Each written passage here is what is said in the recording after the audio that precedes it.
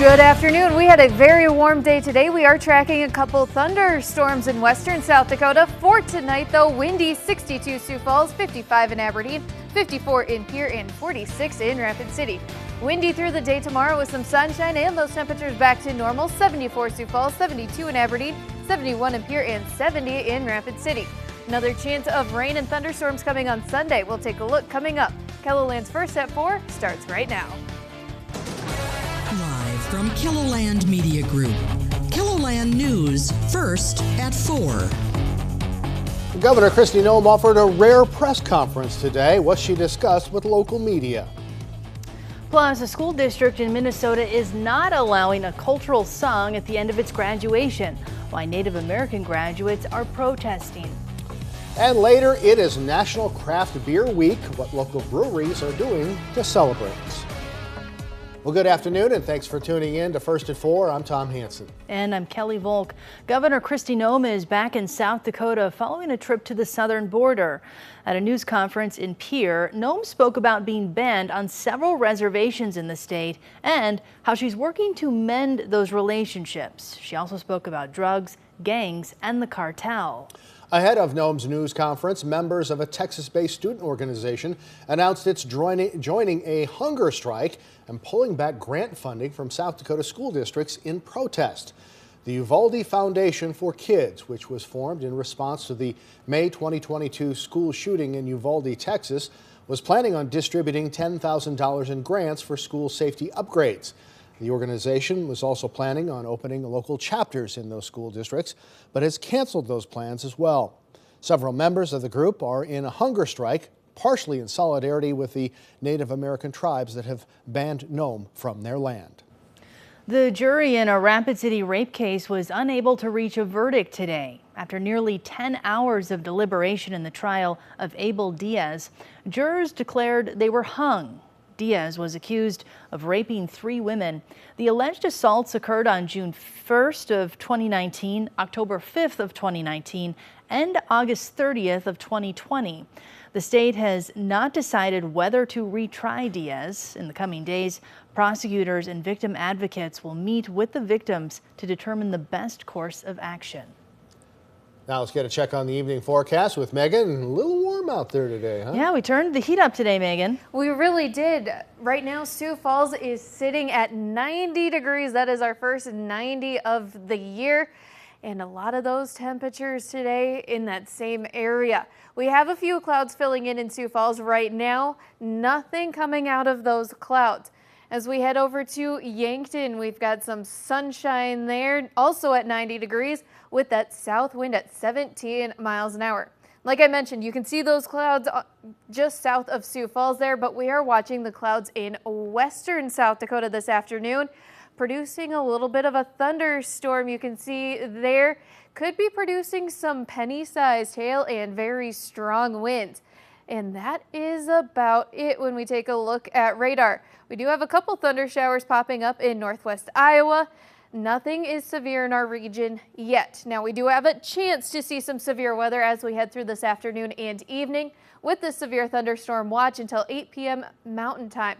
This means strong winds up to 75 miles an hour are possible and some quarter-sized hail. So we'll keep an eye on that. 90 right now in Yankton, Mitchell, and Sioux Falls, 88 Brookings, 89 in Aberdeen and Mobridge, 87 in Phillip, and the cool spot at 76 degrees in Custer. Now we do have some stronger south winds starting to pick up right now at 10 to 25 miles an hour. Even stronger winds are on the way as we head through the rest of this afternoon and overnight tonight with a low near 62 Sioux Falls, 55 in Aberdeen, 54 in Pierre, and 46 in Rapid City. The sunshine is back tomorrow, but we will have those stronger winds. Temperatures are going to feel a little bit cooler, but those are back to normal. Now we do have another chance of some thunderstorm activity on Sunday. We'll take a look at what you could expect in your area in just a little bit. Thank you, Megan. 8 people in Minnesota are accused of scheming to defraud the Minnesota Medicaid program out of nearly $2.6 million. The Attorney General's office says that the 8 co-conspirators engaged in a broad scheme to identity theft to bill Medicaid programs for services that did not happen. The 8 people are charged with 67 felonies. Additional people could be charged, including owners and employees of some Medicaid-funded clinics and healthcare companies. High school students are getting ready for graduation across the country. In a north central Minnesota high school, several students are protesting after the school district decided to eliminate a traditional Native song at graduation. The school has a high percentage of Native students. Jason Rantalo with our CBS affiliate in Minnesota traveled to the town of Hinckley and spoke with community members about the decision.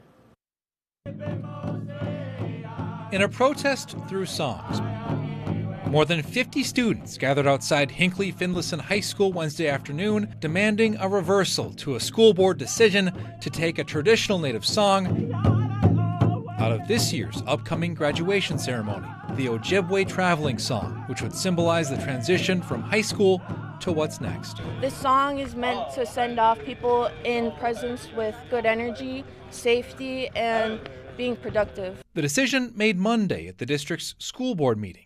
After they voted it out, everybody was obviously outraged. In an email, the district superintendent, Brian Masterson, writes that the decision eliminates all extracurricular student groups at the graduation ceremony. Masterson writes, quote, "The district's goal at graduation time is to make all district seniors and the families and community members who have supported them during their educational career feel celebrated at graduation." The superintendent says he can't go on camera today, but he says the drum ceremony will be allowed to be performed at the Fine Arts Center after the graduation ceremony has finished, but students say that's not good enough. It's disappointing because it seems like they're shoving us back into a little room to do our things when we should be included. Neil Gonzalez, the commissioner of education for the Mille Lacs Band of Ojibwe, calls the decision embarrassing. She says Native students represent 1/3 of the school's population. There should be no problem with this song being right next to the Star-Spangled Banner, the Pledge of Allegiance. This is us. Senior Kaya Wilson says the school's decision won't stop them come graduation day. People are going to show up with their drums anyway to graduation if they want it or not. In Hinckley, Jason Rantala, WCCO News. The Hinckley graduation is set for May 24th. An online petition in support of having the song at graduation now has over 2,000 signatures. President Joe Biden is marking the 70th anniversary of the landmark Brown versus Board of Education Supreme Court case. Details on the event.